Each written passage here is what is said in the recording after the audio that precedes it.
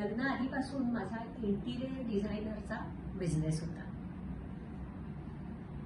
मला त्यातच करिअर करायचं होतं.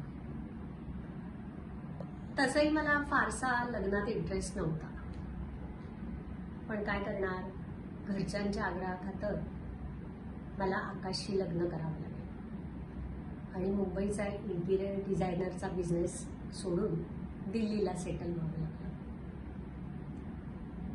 पण तिथेही मी शून्यातून माझा बिझनेस उभा केला.